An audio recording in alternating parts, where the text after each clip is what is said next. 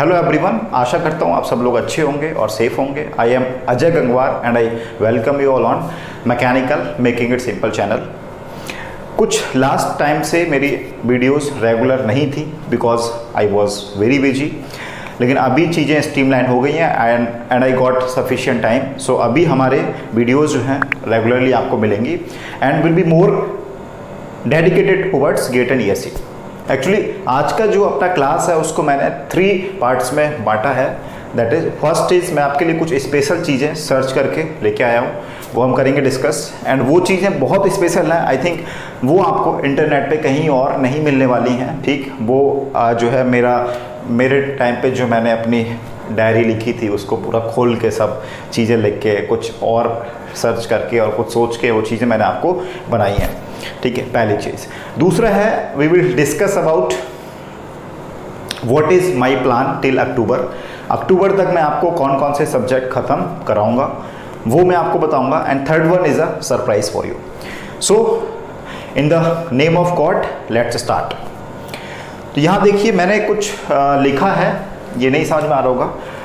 देखो कोई भी एग्ज़ाम के लिए आप जब स्टार्ट करते हो तो आपको उसके बारे में पहले पता होना चाहिए कि ये एग्ज़ाम क्या है, कब होता है, क्या सिलेबस है और कितना मुझे अचीव करना है। तो कितना मुझे अचीव करने के लिए एक बहुत इंपॉर्टेंट चीज़ है, that is what is the domain of that exam. मतलब कंपटीशन कितना है, कितने लोग इसमें बैठ रहे हैं और what is the level of competition.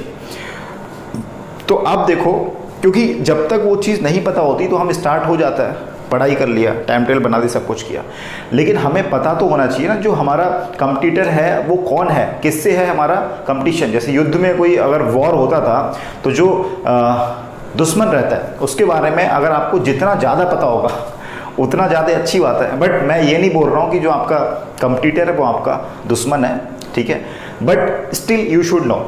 तो ये एरियाज़ हैं जहाँ पे आपको क्या है, कंपटीशन मिलेगा। सबसे पहला है हमारा कौन सा, ईएससी मेंस क्वालिफाइड कैंडिडेट्स। देखो इस साल की बात अगर हम करें तो गाइडलाइन के हिसाब से जुलाई में प्री होना है, अक्टूबर में मेंस होना है एंड दिसंबर में आपका इंटरव्यू होना है। तो मुझे लग रहा है कि किसी भी हाल में फरवरी के स्टार्टिंग में जब हमारा गेट एग्ज़ाम होगा रिजल्ट तो नहीं आने वाला है, मुझे ऐसा लग रहा है रिजल्ट नहीं आएगा। और जब तक रिजल्ट नहीं आएगा तब तक जिनका मेंस हो गया है, ठीक है, तो वो भी क्या करेंगे, गेट देंगे। और ये ऐसे लोग हैं जिनको क्या है, जिन्होंने जो है पूरा का पूरा सिलेबस कंप्लीट किया हुआ है, even more than GATE level, ठीक है, ओके। तो इनसे आपका है कंपटीशन, इनको बीट करना है। दूसरा आपका है कंपटीशन गेट लो रैंकर्स। लो रैंकर्स का मतलब हो गया कि भी 1500 प्लस 1500 से ज़्यादा रैंक वाले जो लोग होते हैं वो सोचते हैं कि चलो ठीक है थोड़ा सा एफर्ट करेंगे हम, क्या अच्छी रैंक आएगी, तो वो ड्रॉप कर लेते हैं। तो ऐसे लोगों से आपको कंपटीशन बहुत हाई है, क्योंकि इनकी 1500 रैंक लाना अपने आप में भी एक अच्छी बात होती है। मतलब कि उससे ऐसा नहीं कुछ नहीं आता है, उससे बहुत अच्छा खासा आता है, बस थोड़ा सा उसको अपने आप को सुपरफाइन करना है, that's it. Third one is MTech pursuing. इसमें कुछ स्टूडेंट्स ऐसे रहते हैं जो क्या करते हैं कि भी कम रैंक आई तो उन्होंने क्या किया कि ठीक है मेरे को 95% आता है, बस अपने आप में मुझे 5% चेंज करना है।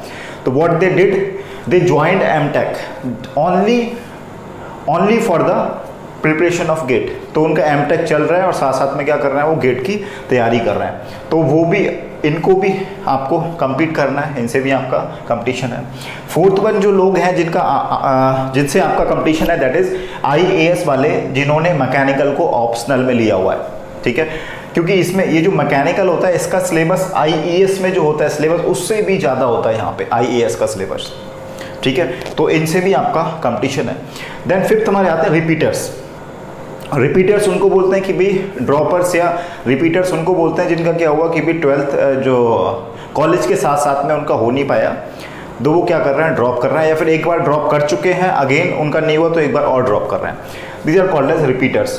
तो आपको इनसे भी बहुत ज़्यादा कंपटीशन है और ये लोग भूखे शेर की तरह होते हैं। मतलब क्या है कि भाई बंदा अगर मान लो कोई ड्रॉप कर रहा है मतलब क्या हुआ कि भैया वो 1 साल के लिए ड्रॉप करेगा, मतलब उस 1 साल के लिए उसके पास ना उस कुछ डिग्री मिलेगी उसके लिए, ना कुछ मिलने वाला है, ठीक है, खर्चा होगा वो अलग।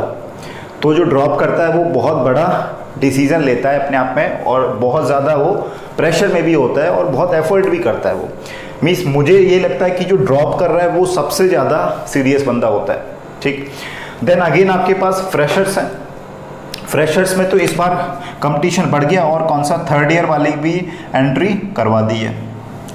थर्ड ईयर वाले भी जो है गेट में दे सकते हैं। 2020 में स्टार्ट हुआ, 2021 के लिए भी उसको एक्सटेंड किया गया है, ठीक, ओके। अब है, सॉरी 2021 में भी हो गया, आई थिंक 2021 के लिए हुआ था, अभी 2022 में जो होगा गेट उसके लिए एक्सटेंड किया है। 7th is IIT students. IIT students जो होते हैं, जो बीटेक वाले, ये अपने आप में तोप इंसान होते हैं भाई। आप कितना भी गेट निकाल लो, सब कुछ निकाल लो, लेकिन जिसने IIT निकाला है वो सच में होशियार है, ठीक, ओके। तो ये तोप इंसान होते हैं अपने आप में, लेकिन इनको क्या होता है, कैंपस से ही मिल जाता है प्लेसमेंट। सपोज क्या हुआ कि अगर कैंपस से प्लेसमेंट नहीं मिल पाया या उस टाइम तक नहीं मिल पाया जब तक गेट है, ये क्या करेंगे, तब तक बोलेंगे चलो गेट भी दे आते हैं भाई। तो ये कंपटीशन इंक्रीज करेंगे, नो डाउट। बहुत सारे लोग ऐसे होते हैं जो क्या करते हैं, गेट के बाद ज्वाइन नहीं करते हैं, वो लोग कैंपस से जो प्लेसमेंट मिला उसमें चले जाते हैं, लेकिन स्टिल गेट की रैंक तो उन्हें ऑक्यूपाई कर ली। तो इतने लोगों से आपको कम्पीट करना है, दिस इज योर कंपटीशन। तो अब घर में बैठ के अगर आप 2 घंटे सोच रहे हो हम पढ़ लें, तो इतने लोगों को तो पीछे नहीं कर पाओगे। लिख के ले लो ये बात, साइन भी कर देंगे नीचे, ठीक है। इतने लोगों से कंप्लीट आपको करना है, इतने मतलब जिसने ESE निकाल दिया, गेट लो रैंक, मतलब गेट की अच्छी खासी रैंक थी उसकी ऑलरेडी से, M.Tech कर रहे हैं, IAS वाले, रिपीटर्स, फ्रेशर्स, IT स्टूडेंट्स, तो इनसे compete करने के लिए आपकी स्ट्रैटेजी, आपकी प्लानिंग और आपके एफर्ट्स बहुत ज़्यादा होने चाहिए। अगर आप घर में बैठ के सोच रहे हैं नहीं मैंने गेट की तैयारी स्टार्ट कर दी है, तो बिल्कुल नहीं होगा। आपको अपनी तैयारी को बहुत ज़्यादा एडवांस लेवल पे जाके करना होगा, क्योंकि ये this is the reality of GATE examination, ठीक है। हमने ये देख लिया कंपटीशन। मेरा उद्देश्य, मेरा ऑब्जेक्टिव आपको डराने का या डिमोटिवेट करने का बिल्कुल नहीं है। मेरा उद्देश्य आपको रियलिटी दिखाने का है। अगर आप 2 घंटे 4 घंटे पढ़ रहे हो तो इससे अच्छा है आप छोड़ दो, मत पढ़ो, ठीक है। बाद में जाके आपको डिमोटिवेशन होना है, डिप्रेशन होना है, ठीक है, ये सब और आपका टाइम जाएगा वो अलग। तो इसलिए इन सबको दिमाग में रख के आप अपनी स्टडी को कंटिन्यू करो, ठीक है। अब ये आता है कि भाई हम अपनी स्टडी को कंटिन्यू कैसे करें, भाई अपना इन सब लोगों से हमें compete करना है, तो what should be our plan, what should be our strategy, what books we should follow, and how much practice is needed, कि भाई कितने घंटे पढ़ना है, सब कुछ बहुत सारी चीज़ें दिमाग में आएंगी। तो मैंने आज ये सब लेके आया हूँ आपके सामने। आगे मैं आपको बताने वाला हूँ कैसे आप इन सब चीज़ों को टैकल कर सकते हो। नाउ देखिए, पहला हमारा है जो हम कैसे प्लान करें। सबसे पहली चीज आती है, we should have a right strategy, right strategy. Second one is good material and books.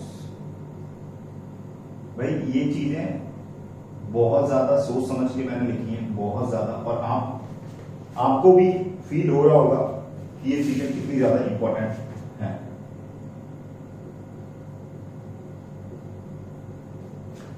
Third one is proper planning, proper planning.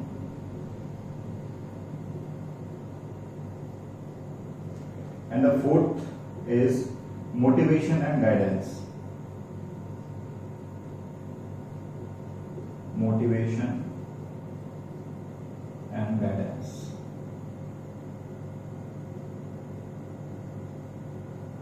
And the fifth, the last but not least, is appropriate practice.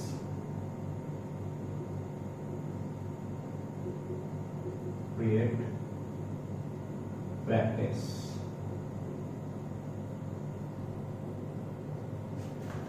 ठीक है, ये चीजें आपके पास, मतलब जैसे अगर आप start करने जा रहे हो कि इनको मुझे कंप्लीट करना है, ठीक है, तो मुझे क्या कैसे करना चाहिए, हाउ शुड आई स्टार्ट, ठीक। तो आपको ये चीजें आपको फोकस करना है, इन चीजों पे करना है focus. What should be your strategy and what material and books you should follow and what should be my planning and there should be a source of motivation and guidance for you. And appropriate practice. ठीक है, अब मैं ये चीजें बताऊंगा कि strategy क्या होनी चाहिए, मटेरियल बुक्स क्या होनी चाहिए, प्लानिंग क्या होनी चाहिए, गाइडेंस, मोटिवेशन कहां से मिलेगा एंड प्रैक्टिस हम कैसे करें, कितनी करें। ठीक ठीक है, देखिए सबसे पहले हम स्टार्ट करते हैं स्ट्रैटेजी से। What should be our strategy? Strategy, ठीक है।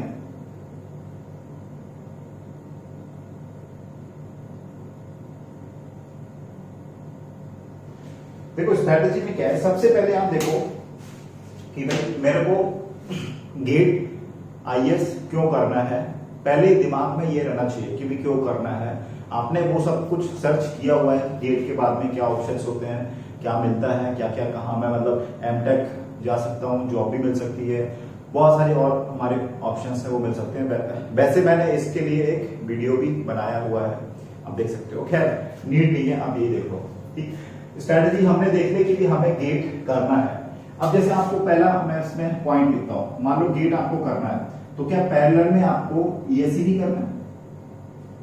ठीक है, अगर आपको करना है तो आपको उस हिसाब से होना चाहिए। जैसे गेट का एग्जाम होता है जनवरी में, सॉरी जनवरी फेब में, गेट का एग्जाम है फेब में। ठीक है, ईएससी का एग्जाम होता है आपका जैन में।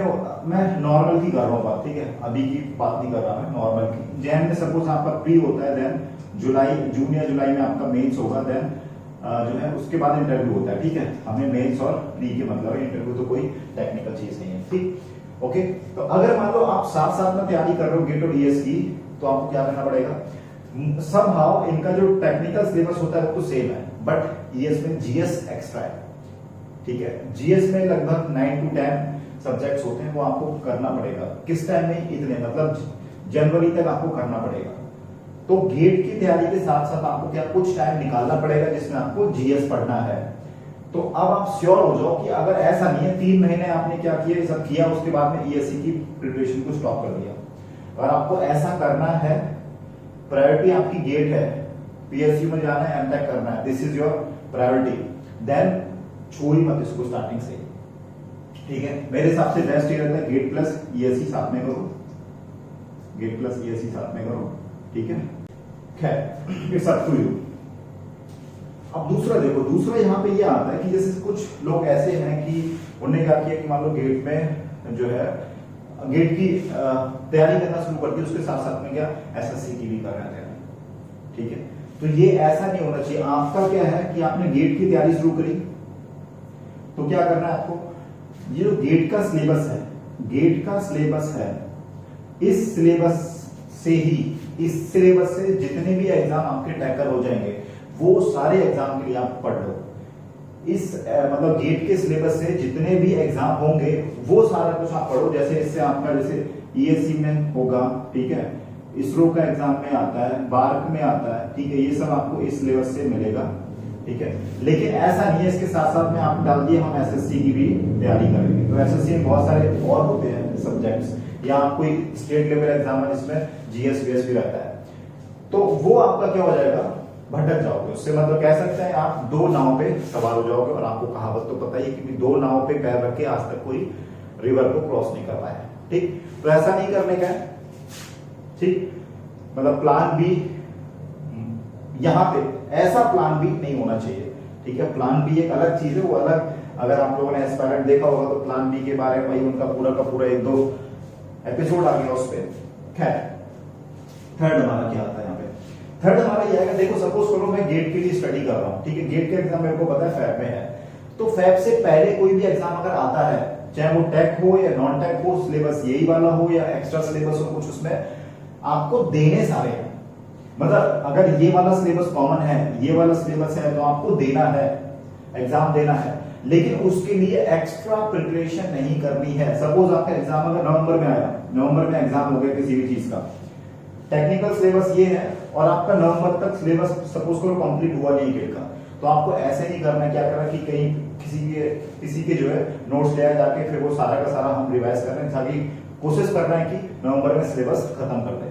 तो उससे क्या होगा, आपका गेट का जो फ्लो था वो ब्रेक हो जाएगा। ऐसा नहीं करना है, जितना आपका सिलेबस हुआ है उसी के बेस पे आप ये एग्जाम दे के आओ, दैट्स इट। एक्स्ट्रा प्रिपरेशन नहीं करो, जो आपका शेड्यूल चल रहा है, जो आप फॉलो कर रहे हो उसको फॉलो करते रहो, उससे डिस्ट्रैक्ट नहीं होना है, ठीक है। And one more important thing, one more fourth point is about test series. देखो कोई भी टॉपर की आप अगर टॉक सुनोगे तो वो क्या बोलता है, पूरे के पूरे जो भी वो अपना स्पीच देगा उसमें टेस्ट सीरीज का नाम जरूर लेगा। टेस्ट सीरीज एक ऐसी चीज होती है, जैसे कहते हैं ना, जो ट्रेनिंग होती है, जैसे हमारी आर्मी रहती है, आर्मी क्या करता है, युद्ध तो बहुत कम होते हैं लेकिन वो क्या करते हैं, ट्रेनिंग करते हैं। तो जो हमारी टेस्ट सीरीज है इट्स लाइक ट्रेनिंग, या हम कह सकते हैं ये एक हमारा गेट का एग्जाम ही हो रहा है, बस क्या है वो एक्चुअल नहीं है, लाइक अ ट्रेनिंग की तरह, तो वो ट्रेनिंग की तरह आपके काम करती है। तो उसके लिए आपको क्या स्टार्टिंग में भाई बना लेना है कि मुझे कब से स्टार्ट करनी है टेस्ट सीरीज। टेस्ट सीरीज अगस्त से सितंबर, अगस्त या सितंबर के महीने में आप जो है सब्जेक्ट वाइज स्टार्ट कर दो, सब्जेक्ट वाइज टेस्ट स्टार्ट कर दो, है ना। देन नवंबर में आप क्या करो, फुल लेंथ देना स्टार्ट कर दो। आप देखो ये ऐसा नहीं है कि भी हमारा क्या होगा, जब टेस्ट सीरीज आएगी तब हम लोग सोच लेंगे, नहीं भाई टेस्ट सीरीज आएगी तो उस टाइम पे सोचोगे तो हम, अगर आप सब्जेक्ट वाइज दे रहे हो तो सब्जेक्ट खत्म भी तो होने चाहिए ना। और आपको नवंबर में अगर फुल लेंथ देना है तो स्टार्टिंग से ही आपको क्या ऐसे प्लान बनाना पड़ेगा ताकि मेरा नवंबर तक कोर्स खत्म हो जाए, ठीक है। तो ये स्टार्टिंग वाले फेज पे जब स्ट्रेटेजी बना रहे हैं, अपनी प्लानिंग कर रहे हैं, तो उस टाइम पे ही हमारा इंपॉर्टेंट हो जाता है कि हम टेस्ट सीरीज कब देंगे, उसके हिसाब से हम अपना प्लानिंग करेंगे सिलेबस की। Now second one is material and books. हम क्या मटेरियल फॉलो करें या कौन सी बुक्स फॉलो करें अपनी प्रिपरेशन में। खैर मैंने ये थोड़ा बताया हुआ है आपको, लेकिन यहीं पे मैं समझा देता हूँ, सब चीज हो रही है तो पूरा हम इसको कवर कर लेते हैं। देखिए अगर आप थर्ड ईयर के स्टूडेंट हैं, मैं थर्ड ईयर से स्टार्ट कर रहा हूं, अगर आप थर्ड ईयर के हैं या फोर्थ ईयर के हैं या ड्रॉपर है, आपने ड्रॉप करना है, तो क्या करना है आपको, पहली बात तो दिमाग में ये घुसा दो कि जितने भी गेट में सब्जेक्ट हैं उन सब्जेक्ट्स की आप बुक कंप्लीट बुक नहीं कर सकते हो, ठीक है। जितनी जल्दी आप ये बात समझ जाओ उतना अच्छा है। कुछ लोग होते हैं क्या करते हैं, जो एक्साइटमेंट में बहुत सारी बुक्स ले लेते हैं, इकट्ठा कर लेते हैं, बस रख लिया अपने पास और करी एक भी नहीं, क्योंकि एक सेमेस्टर में अगर आप एक या दो बुक, मतलब दो छोड़ो, एक बुक भी कंप्लीट नहीं कर पाओगे, क्योंकि आपको क्या जो अदर सब्जेक्ट्स रहते हैं उनमें भी करना है फोकस, सिर्फ एक के पीछे मैं इतना नहीं पढ़ सकता ताकि मैं वो बुक को कंप्लीट जो है कर दूं। तो सिर्फ और सिर्फ बुक से पढ़ने का आइडिया बिल्कुल सही नहीं रहेगा अगर आप गेट की तैयारी कर रहे हो थर्ड ईयर फोर्थ ईयर और आप ड्रॉपर हो तो, ठीक है। आपको क्या करना है, जैसे सपोज अगर आप मुझे फॉलो कर रहे हो, तो मैं जो यहां कराऊंगा ये क्लास देखो, यहां आपने देखा, उसके बाद क्या करना है आपको, क्लास और एक सरप्राइज आपको मिलेगा, मैं बताने वाला हूं क्या है, उसे फॉलो करना है। देन उसके बाद सपोज आपको लगा कि सर ने कोई टॉपिक कम पढ़ाया या नहीं बताया या छोड़ दिया, आपको वो टॉपिक पढ़ना है। वैसे ऐसा होगा नहीं, जो गेट का सिलेबस है, जो मैं सब्जेक्ट करूंगा वो उसके लिए मेरी रिस्पॉन्सिबिलिटी होगी कि मुझे जो है पूरा का पूरा सिलेबस उस सब्जेक्ट का कंप्लीट करना है। क्योंकि अगर आप मेरा अगर फॉलो कर रहे हो क्लास, तो मेरे पे भरोसा करके आए हो, फेथ करके आए हो, हाँ कि सर से हम करके गेट निकालेंगे, तो मैं एक भी टॉपिक आपका गेट का नहीं छोड़ूंगा बिल्कुल भी, ठीक है। उसमें तो कोई डाउट होना ही नहीं चाहिए आपको बिल्कुल। अगर आपको कोई टॉपिक में वीक हो, ठीक है, प्रॉब्लम है, तो आप क्या करो, वो टॉपिक आप बुक से रेफर कर लो, वो टॉपिक आप बुक से करो रेफर। देन अब बोलोगे सर क्वेश्चन क्या जो है कहां से लेके आए, क्वेश्चन हमें चाहिए, तो क्वेश्चन के लिए क्या करना है, पीवाईक्यू लगाने हैं, किसके, गेट के एंड ईएससी के। अब देखो गेट के हो गया एंड ईएससी, ईएससी में आपको दो मिलेंगे भाई, ईएससी का प्री मिलेगा और मेंस वाले मिलेंगे क्वेश्चंस, दोनों लगाने हैं। मतलब प्री वाले मतलब कह सकते हैं ऑब्जेक्टिव भी लगाने हैं और सब्जेक्टिव भी लगाने हैं, ठीक है। सब्जेक्टिव बहुत इंपॉर्टेंट हो जाता है, क्योंकि एक सब्जेक्टिव अगर आपने कर लिया अच्छा वाला क्वेश्चन, तो उसमें 3 या 4 ऑब्जेक्टिव जो है कंप्लीट हो जाते हैं, ठीक है। ऑब्जेक्टिव में कुछ क्वेश्चंस ऐसे होते हैं जो आपको याद करने पड़ते हैं या जो है अजीब ही हैं वो, ठीक है, हमने जो पढ़ा है उसके रिगार्डिंग है ही नहीं, हमारे सिलेबस लग रहा है जो गेट में है उसके रिगार्डिंग है नहीं, याद करने वाला है कुछ ऐसा है, तो उसको आप छोड़ सकते हो, क्योंकि ईएससी का टॉपर लाइक 60% 70% ऐसे पे रहता है। तो वो रीजन, वो जो क्वेश्चन आते हैं उन्हीं क्वेश्चन की वजह से होता है। तो आप ये ना समझो आप पे नहीं हो पाया, जो टॉपर था वो भी नहीं कर पाया होगा, ठीक है। तो वो वाले क्वेश्चन आपको छोड़ देना है, ऑब्जेक्टिव स्ट्रेट फॉरवर्ड छोड़ दो, ठीक है। अगर आप इसके लिए पढ़ रहे हो, गेट के लिए पढ़ रहे हो और ईएससी के लिए पढ़ रहे हो, तो जो जहां फंसे हो वो टॉपिक या उस क्वेश्चन को हाईलाइट कर दो या वो जो है कंसेप्ट आप लिख लो नोट्स में, ठीक। अब अच्छा, और दूसरा देखो यहाँ एक बात और, अगर मैं आपको क्लास में जो मैंने बताया वो आपने फॉलो किया, प्लस ये जो आपको सरप्राइज मिलने वाला है इसको फॉलो किया, इनको मिला के आपको अपने हाथ से अपने नोट्स बनाने हैं। ऐसा नहीं कि भी आपने क्या कि यहाँ पढ़ के ठीक रिकॉर्डेड है रखा हुआ है, जब चाहेंगे तब देख लेंगे, ऐसा नहीं करना है। अपने हाथ से नोट्स बनाओ, ठीक है। और नोट्स बनाने में कोई भी चैप्टर खत्म हुआ तो उसके 3 या 4 पेज छोड़ दो, क्योंकि आपके पास बहुत सारे ऑप्शंस आपको मिलेंगे उनको वहां पे लिखने के लिए चीजों को। जैसे मान लो जब आप प्रैक्टिस करोगे, ये लगाओगे, यहां मिल जाएगा। टेस्ट सीरीज जब आप दोगे तो आपको नए नए क्वेश्चंस मिलेंगे, तो वो भी वहां से भी आपको कुछ ना कुछ मिलेगा इंपॉर्टेंट चीज, वो जो है 3-4 पेज छोड़े उधर पीछे लिख दो, ठीक है, ओके। तो ये आपके हुए क्वेश्चंस। बाकी अगर आपको लग रहा है कम पढ़ रहा है तो आप क्या, टेस्ट सीरीज आपके पास होगी, भर भर के क्वेश्चंस उसमें, ठीक, वो कर सकते हो। सेकेंड, अगर आप मुझे फॉलो नहीं कर रहे हो, तो आप क्या करो, नोट्स लो, किसी भी कोचिंग के या कोई भी अच्छा जो सर है, टीचर है, जहाँ कहीं भी जाओगे कोचिंग के बाहर छोटे शॉप्स रहती हैं, वहां आपको खुद ही बता देगा वो, ये वाले सब्जेक्ट के जो है, ये वाले जो है टीचर, उनके ले लो, सब लोग वही लेते हैं। तो ऐसे जाके आपको मिल जाएंगे आराम से, नोट्स ले लो, ठीक है। और उनको नोट्स को लेके आप क्या करना है, खुद के नोट्स बनाने हैं, सेल्फ नोट्स बनाओगे। कैसे बनाओगे, ये आप नोट्स लेके आए, पढ़ो इसको, कुछ समझ नहीं आया तो आप बुक को फॉलो करो। लेकिन क्या होगा, जैसे यहाँ पे आप जो फॉलो करोगे बुक, उसकी फ्रीक्वेंसी बहुत कम होगी। टॉपिक्स मोस्टली मैं यहाँ बता दूंगा, वो सारे आपको समझ में आ ही जाने हैं यहाँ पे। लेकिन हो सकता है आपको कुछ टॉपिक समझ में नहीं आया, तो आपको क्या बुक जो है ज्यादा रेफर करनी पड़ेगी, ठीक है। मतलब आपको बुक के लिए ज्यादा टाइम देना पड़ेगा। देन ये करने के बाद में अपने खुद के बनाओ नोट्स, और प्रैक्टिस के लिए सेम जो यहाँ पे है पीवाईक्यूज हमारे ये लगाने हैं आपको, ठीक है। ये आपके पास 3rd year 4th year dropper हो तो ये ऑप्शंस आपके पास हैं। अगर आप फर्स्ट ईयर में हो, फर्स्ट ईयर से आपको लग रहा है मुझे अभी से ही करना है, तो आप क्या करो, जो सब्जेक्ट आपके सेमेस्टर में आ रहा है वो सब्जेक्ट्स बुक के मतलब बुक से कंप्लीट करो। कब तक, till 3rd year. 3rd year के बाद में यही पैटर्न फॉलो करना पड़ेगा आपको, क्योंकि अगर सारे के सारे 8वें सेमेस्टर में आपने सारी की सारी बुक कंप्लीट कर भी ली ना, तब भी कोई फायदा नहीं है। क्यों? क्योंकि आप लास्ट 2 महीने में जितनी सारी बुक्स आपने की हैं कंप्लीट, उनको रिवाइज भी नहीं कर पाओगे। इतना ज्यादा आप अगर अपना जो है डोमेन इंक्रीज कर दोगे तो समेट नहीं पाओगे, ठीक है, गेट के एग्जाम तक, ठीक है। ये चीज होगी हमारी। और 3rd देखते हैं, प्रॉपर प्लानिंग। देखो प्लानिंग में आपके लिए, जैसे मैंने इस पे भी एक स्पेशल क्लास किया हुआ है, बट देख लो जितना आपको चीज मैं यहीं पे बता रहा हूँ, ठीक है, वहां जाने की जरूरत नहीं है। देखिए आपके पास आप क्या होना चाहिए, डेली प्लान होना चाहिए। भाई सुबह सुबह जब उठो तो ये दिन का आपको फिक्स करना है कि आज मुझे करना क्या है, ठीक है। ये इसे बोलते हैं डेली प्लान, ये होना चाहिए। दूसरा आपके पास मंथली प्लान होना चाहिए। अब देखो मंथली वीकली जैसा भी चाहो वैसा हो सकता है। सपोज मैं अभी जस्ट हम लोग टॉम स्टार्ट करने वाले हैं, ठीक है। टॉम जब हम लोग स्टार्ट करेंगे तो उसमें आपको जैसे पता रहेगा कि मैं बोल रहा हूँ इतने टाइम में खत्म होने वाले, तो ऐसे आपने कोई सब्जेक्ट उठाया, रिवाइज कर रहे हो या फिर उसको कर रहे हो खुद से, तो आपको आइडिया रहेगा एक कि भी ये मेरा सब्जेक्ट 2 वीक लेगा या 1 मंथ लेगा, ठीक है। तो उसके हिसाब से अगर मान लो 2 वीक ले रहा है तो आप ये बनाओगे फॉर 15 डेज, ताकि मैं इतने टाइम में ये वाला ये सब्जेक्ट मुझे खत्म करने हैं, ठीक। तो उसके हिसाब से बनेगा ये। 3rd आपका एक जो बनेगा दैट विल बी ओवरऑल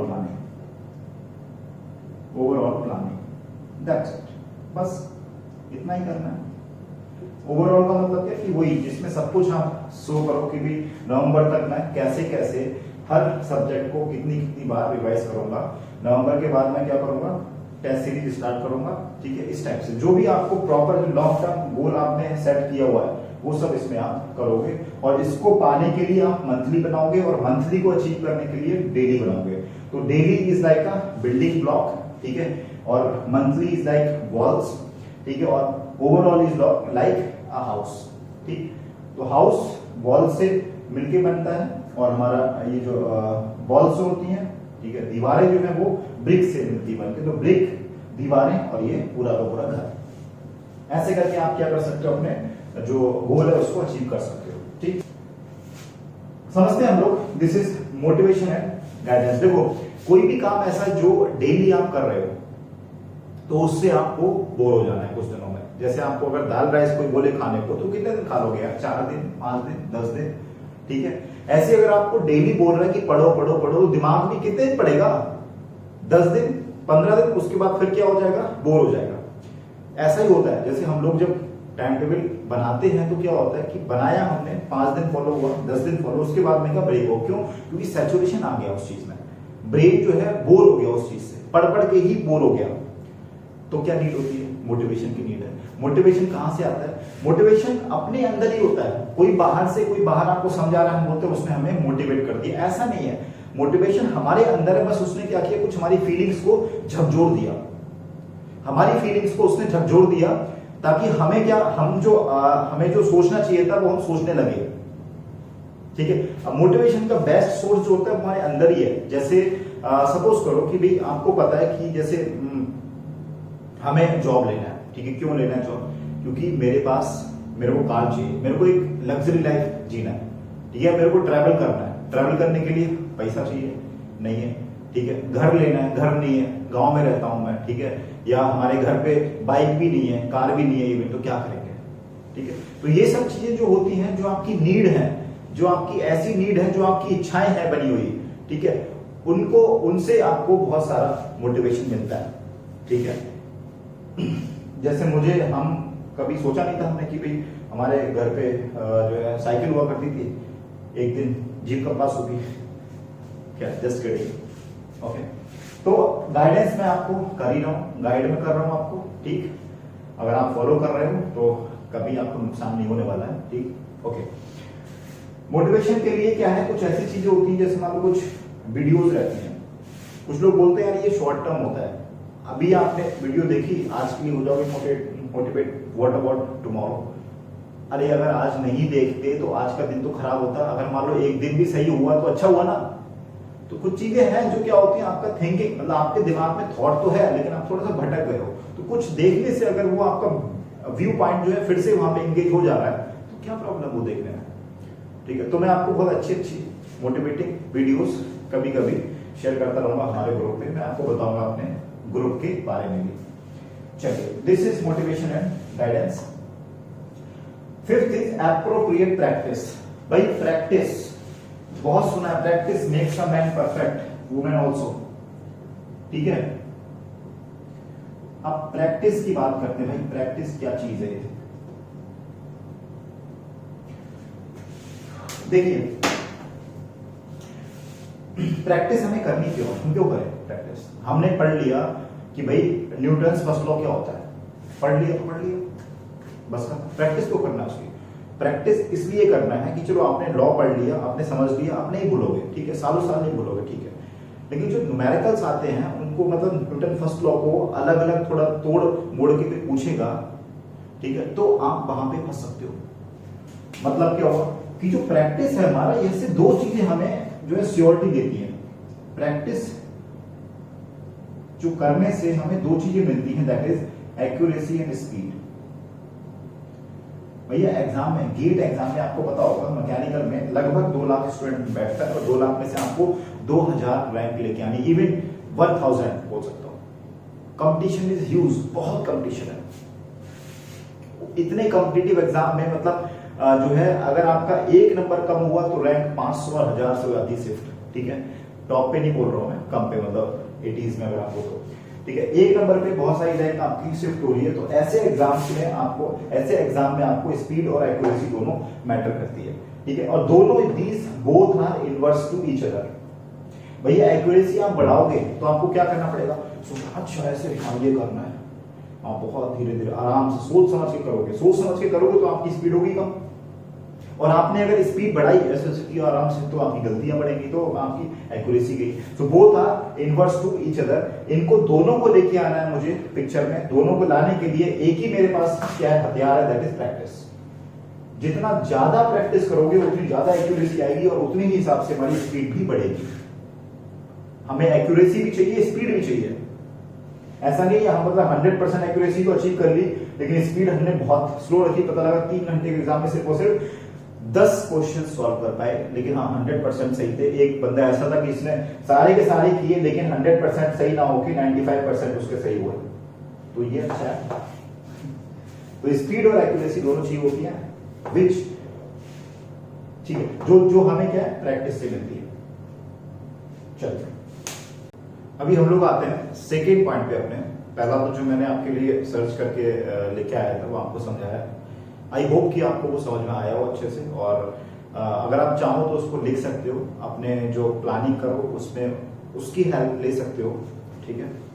अभी हम लोग सेकेंड पार्ट पे आते हैं, मतलब कि मेरा प्लान क्या है टिल सितंबर एंड, मतलब सितंबर एंड तक मैं आपको क्या क्या कंप्लीट करवाने की कोशिश करूंगा, या मैं अभी क्या सोच रहा हूँ क्या क्या कंप्लीट कराऊं। और ये बहुत काफी हद तक आपके ऊपर डिपेंड करेगा कि आप मेरा कितना साथ देते हो। अगर आप एंगेज, जितना ज्यादा आप एंगेज होगे, कमेंट्स करो, ठीक है, और वीडियो को शेयर करो, ज्यादा से ज्यादा लोग आएंगे तो फिर मेरा भी क्या होगा, मोटिवेशन बढ़ेगा।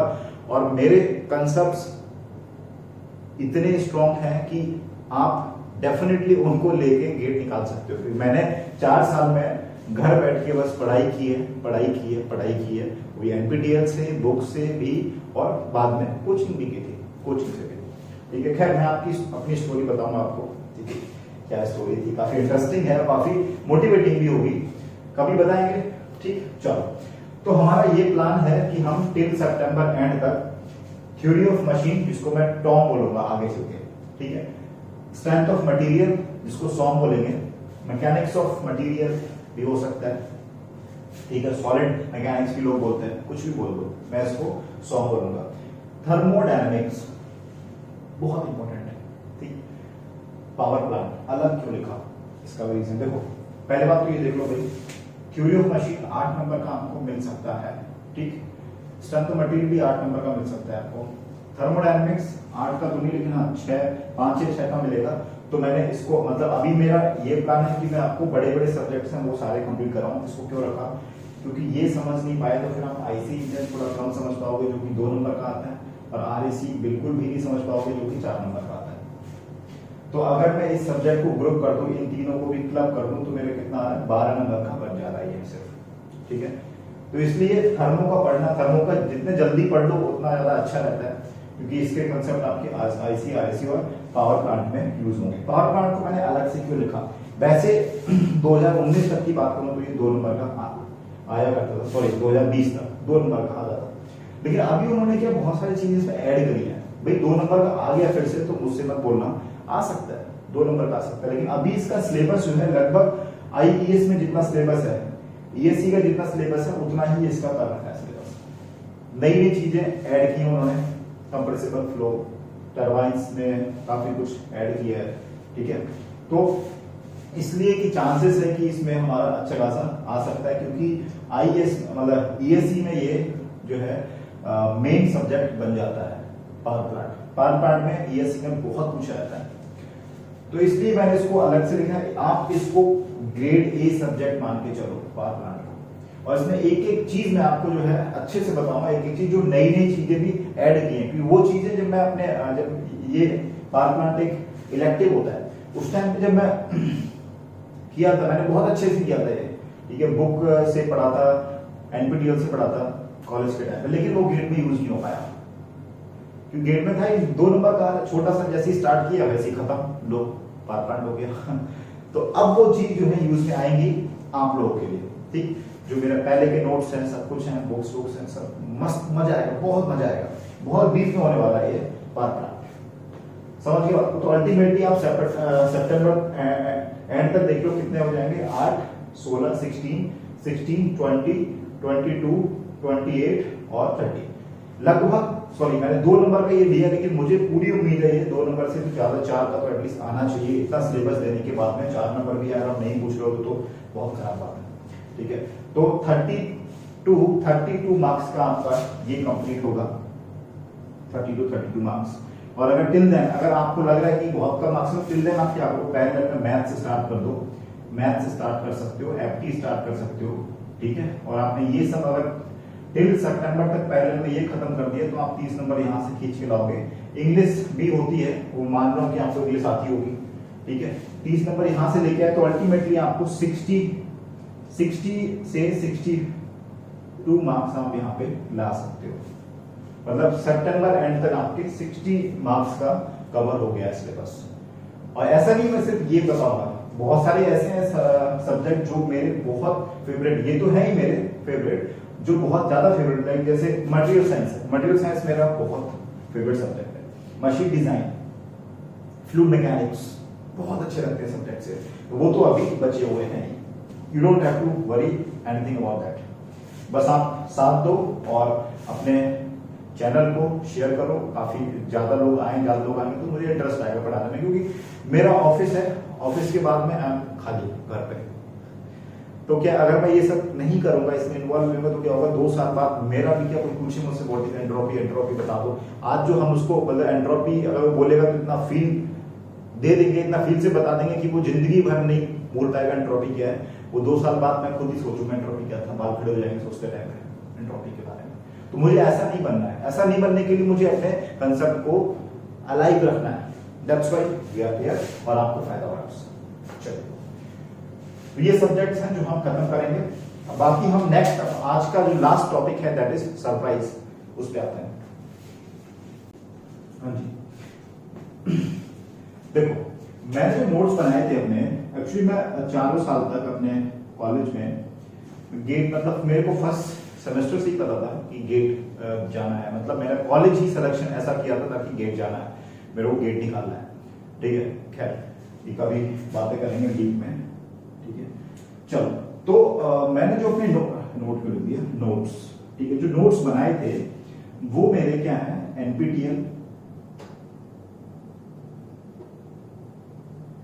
और कोचिंग, जो कोचिंग मैंने की उसके नोट्स प्लस बुक, कुछ बुक्स हैं जिससे मैंने हेल्प लिया। जैसे थर्मो के लिए मैंने रेफर की थी सेंजल एंड बोल्स, सेंजल की हेल्प ली थी। फ्लूइड के लिए मैंने एसके सॉम की आती थी बुक, ठीक है, सॉम एंड विश्वास करके शायद आई थिंक थी पहले, बहुत मेरे को एग्जैक्ट रिमेंबर नहीं उससे। तो बेस मेरा जो है नोट्स का वो कोचिंग है। इसमें एड ऑन मैंने किए बहुत सारी चीजें एनपीटीएल से और बुक्स से। तो कह सकते हैं आपको इतने सारी चीजों का साथ है नोट्स में, और I will provide these notes to you. ठीक है, दिस वाज सरप्राइज। सरप्राइज क्या था,